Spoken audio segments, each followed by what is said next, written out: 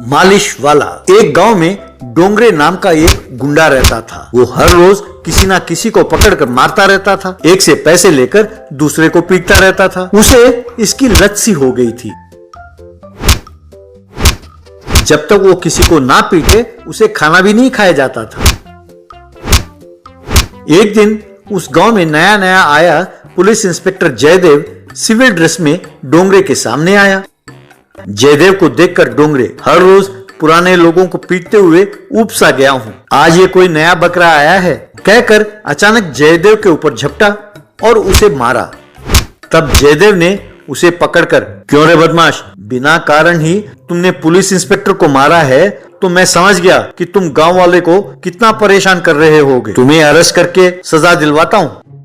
मुझे माफ कर दीजिए साहब, मैं पहले की तरह पैसे लेकर किसी को नहीं पीटता हूँ। मुझे अब इसकी लत सी हो गई है। मैं जानबूझकर नहीं पीटता हूँ। मुझे एक मौका दीजिए। Smoking is injurious to health की तरह दूसरों को पीटना उनके सेहत के लिए हानिकारक है। पट्टी लगाकर मैं घूमूंगा और अपने आप को सुधारूंगा। प्लीज मुझे छोड़ दीजिए साहब कहकर हाथ जोड़ने लगा।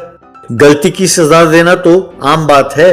इस गुंडे को एक अच्छे नागरिक में बदलकर जेल में इसके लिए जो पैसे खर्च करेगी सरकार उसे बचाना होगा और इस तरह प्रमोशन लेना होगा। यूं मन में सोचकर, ठीक है डोंगरे, तुम्हें एक मौका देता हूँ। अगले 1 महीने में यदि तुम्हारे खिलाफ किसी ने भी शिकायत नहीं की तो मैं यकीन कर लूंगा कि तुम वाकई बदल गए हो। तुम्हें सरकार की ओर से कोई काम दिलाकर तुम्हें रोजगार भी दिलाऊंगा कहकर उसे छोड़ दिया। शुक्र है बच गया। अगर अब किसी को भी मारा तो इंस्पेक्टर मुझे जान से मार डालेगा। अब से किसी को भी नहीं मारना चाहिए, यूं सोचा। एक दिन डोंगरे को बहुत भूख लगी। एक बन को खरीदकर खाने ही वाला था कि किसी को पीटे बिना उसे खाया नहीं जा रहा था। हाय रे, अब तो ये लत बीमारी में बदल गई है। अब किसी को मारूं और वो शिकायत भी ना करे, इसके लिए मैं क्या करूं? यूं सोचने लगा तो तभी वहां सड़क के किनारे पर एक बोर्ड दिखाई दिया जिस पर लिखा था, यहाँ थाई मसाज, चाइनीज मसाज सब किया जाता है। हाँ, मैं पीटूं और मार खाने वाला शिकायत भी ना करे, ऐसा एक ही काम है, मालिश। यूं सोचकर वो मालिश वाला बन गया। वो एक कॉलोनी में जाकर मालिश, तेल मालिश, टाई वाला मालिश, चाइनीज मसाज कहकर आवाज देने लगा। तब एक व्यक्ति ने डोंगरे को बुलाया। भैया बहुत सुस्ती है, मालिश करोगे? जरूर साहब, मैं मालिश करूंगा तो आप फुर्ती से भागेंगे। वैसे भी बहुत भूख लगी है, यहाँ आकर स्टूल पर बैठिए। वो आकर स्टूल पर बैठा। तब डोंगरे उस व्यक्ति के पीठ पर मुक्का मारने लगा, फिर उस व्यक्ति के हाथ पांव मरोड़ने लगा। अरे रुको रुको, थाई मसाज, चाइनीज मसाज कहकर यूं हाथ पैर क्यों मरोड़ रहे हो? साहब, ये नए ढंग का मसाज है, इसे डोंगरे मसाज कहते हैं। कुछ ही दिन पहले ये हिंदुस्तान आया है। ये बात है भाई, बदन की सुस्ती तो मिट गई है। ये लो पैसे कहकर कुछ पैसे दिए। उस व्यक्ति को मारा तो डोंगरे को भूख लगने लगी। तब डोंगरे ने सारा बन खा लिया। इस तरह डोंगरे मालिश वाला बनकर दूसरों को मारने की इच्छा पूरी करते हुए पैसे भी कमाने लगा।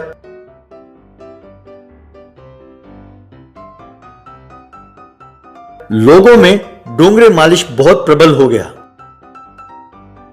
एक दिन इंस्पेक्टर जयदेव, अरे डोंगरे, मुझे खुशी है कि तुमने गुंडागर्दी छोड़ दिया है और मालिश वाला बन गए हो। शाबाश, मैं तुम्हें बदलाव लाकर प्रमोशन लेना चाहता था, पर अब मेरी नौकरी जाने का खतरा है। अपने गांव का पॉलिटिशियन रवि काले को एक केस में अरेस्ट करने के लिए एसपी साहब ने ऑर्डर दिया है, पर 1 हफ्ते से वो अंडरग्राउंड है, छिपा हुआ है। समझ में नहीं आता कि उसे कैसे अरेस्ट करूं। सर, वो रवि काले मेरा कस्टमर है। हर रविवार को मैं उसका मालिश करता हूं। कल रविवार है, रवि काले को अरेस्ट करने के लिए तैयार हो जाइए कहकर चला गया। अगले दिन डोंगरे मालिश करने वहां गया जहां रवि काले ने उसे बुलवाया था। डोंगरे मालिश करते करते जानबूझकर रवि काले का हाथ तोड़ दिया। अरे ये क्या किया कमीने, तेरे मसाज की आदत हो गई थी तो तुम्हें यहां बुला भेजा। मेरी मत मारी गई थी, मेरे हाथ तोड़ दिया। अरे बहुत दर्द हो रहा है, जल्दी अस्पताल ले चलो। डोंगरे अस्पताल के बहाने रवि काले को लेकर पुलिस के हवाले किया। जयदेव ने रवि काले को अरेस्ट किया। एसपी ने जयदेव को प्रमोट किया और उसकी प्रशंसा की। शाबाश डोंगरे, जैसे मैंने सोचा था तुम्हारे बदलाव के कारण ही मुझे प्रमोशन मिला है। डोंगरे ने जयदेव को सल्यूट किया। Rickshaw house. विजय रामपुर नाम के एक गांव था। वहां टाइगर नाम का एक रिक्शा वाला रहता था। उसे अपनी पत्नी से बहुत प्यार था। उसके लिए वो दूसरे रिक्शा वालों से ज्यादा रिक्शा चलाकर ज्यादा पैसे कमाकर उसे लाकर देता था।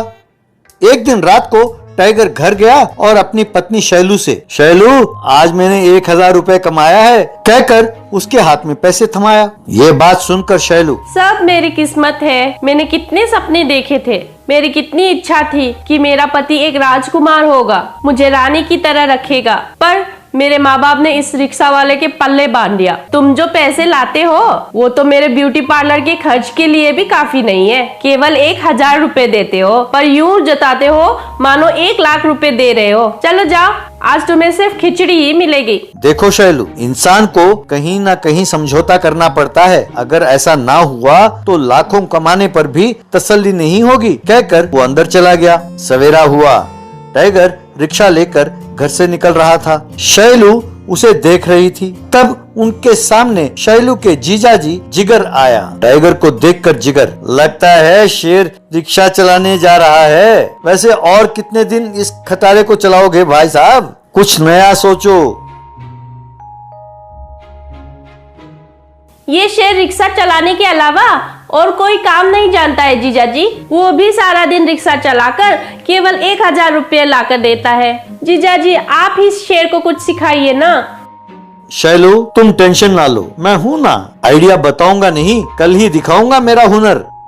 बहुत दिनों बाद तुम्हारे जीजाजी घर आए हैं, पहले उन्हें कुछ खिलाओ, फिर बाद में फुर्सत से मेरे बारे में बात करना कहकर चला गया। अगले दिन जिगर रिक्शा को एक रिक्शा हाउस में बदलकर रिक्शा स्टैंड के पास ले आया। रिक्शा स्टैंड में टाइगर के रिक्शा के पास अपना रिक्शा हाउस को खड़ा किया। उसे देखकर लोग हैरान हो गए। तब जिगर लोगों से, गांव वालों, ये कोई ऐसी वैसी रिक्शा नहीं है, ये धरती पर चलने वाला पुष्पक विमान है। इसका किराया साधारण रिक्शा के किराए से केवल 3 गुना ज्यादा है। बच्चों के लिए बिल्कुल मुफ्त मुफ्त मुफ्त। ये बातें सुनकर बच्चे वाव कहकर ताली बजाने लगे। तब जिगर टाइगर से, इसे टेक्निक कहते हैं टाइगर। बच्चों के लिए मुफ्त कहा तो बच्चों के माँ बाप झक मारकर रिक्शा में बैठेंगे। तब सब लोग जिगर के रिक्शा के पास आए। पहले हम चढ़ेंगे कहकर जमा होने लगे। इस तरह उस रिक्शा हाउस के कारण बाकी सारे रिक्शा के धंधा ठप पड़ गया। टाइगर बहुत प्रतीक्षा कर रहा था, पर एक भी सवारी नहीं मिला। रात हुई। टाइगर रिक्शा लेकर घर लौटा। घर के बाहर शैलू और जिगर उसकी प्रतीक्षा कर रहे थे।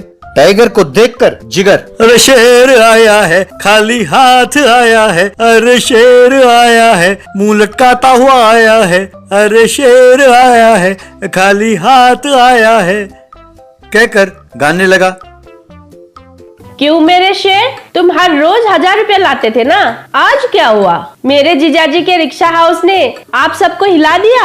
इसीलिए कहते हैं कि ताकत होने से ही काम नहीं चलेगा, थोड़ा बहुत दिमाग भी होना चाहिए और उसमें बहुत सारी समझदारी होनी चाहिए। कम से कम अब तो जीजाजी की तरह अपने रिक्शा को भी रिक्शा हाउस में बदलो और खूब पैसे कमाओ।